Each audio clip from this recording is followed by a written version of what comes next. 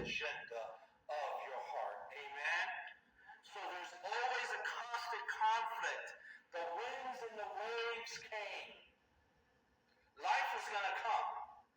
As long as we're here on earth. So Jesus comes back. As long as we're here on earth, we're celebrating this day with the love. But we have to celebrate like my wife and I have when she had emergency gallbladder surgery. 33 years of marriage, I can tell you all kinds of stuff. Emergency gallbladder surgery. A year in Iraq. Life is not always a straight line. And let me tell you something. God bless you. If you're here this morning and you've had a straight line with no conflict in between, God bless you. You are probably the most unique human being of all time. Amen? Because I don't know anybody. Our last two presidential candidates. Before her, but I'm saying the last two before her, one lost his son to a military conflict and different problems, and the other one lost his brother to addiction. And here, two men that have been presidents of the United States, and their life hasn't always been a straight line. So life is not always like that. But this is where we need to trust in Jesus. This is where, when the winds and the waves come, this is why Jesus said, the house that's built upon the rock and not upon what? The straw. Because when the wind comes, right? We already know, just like I grew up in Miami, and here we have the Midwest. Let me tell you something.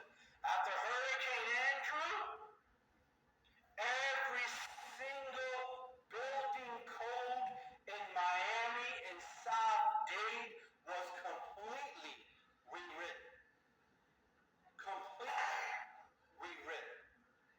So every home and every commercial property had to change after that.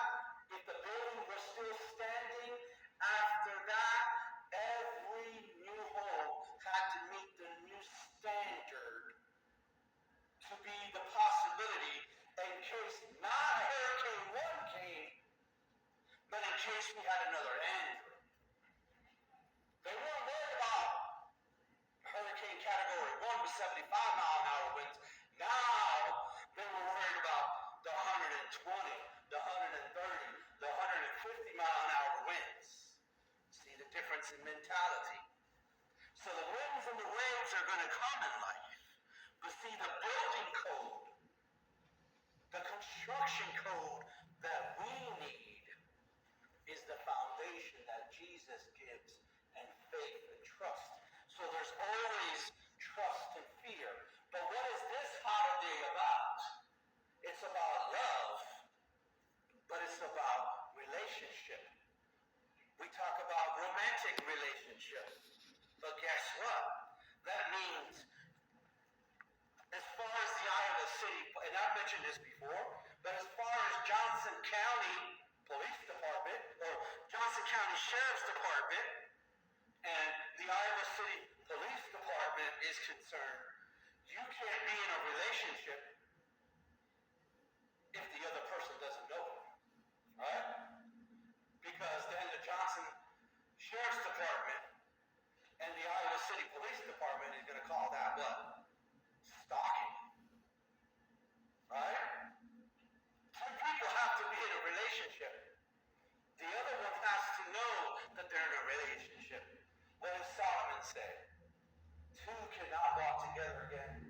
Two cannot walk together again unless they what? They agree. Two cannot walk together unless they agree.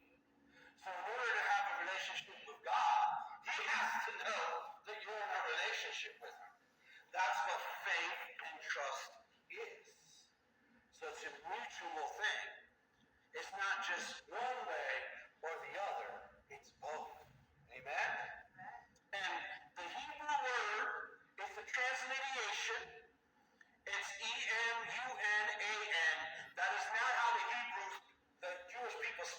That is how it's translated so we can pronounce it.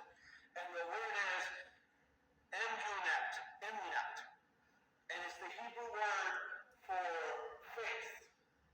And the Hebrew word for faith isn't just up here. I have faith. It's an action. Action.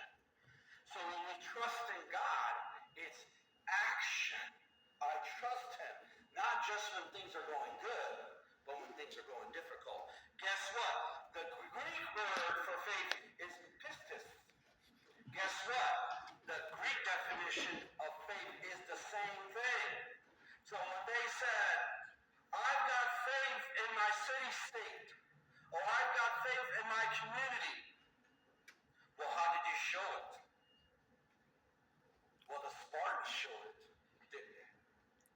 Because they believed in their community. It wasn't just saying, I believe in the community, and somebody else go out there. Right? That's not what the Spartans did. The Greek understanding of faith is, I believe, but then I act out what I believe.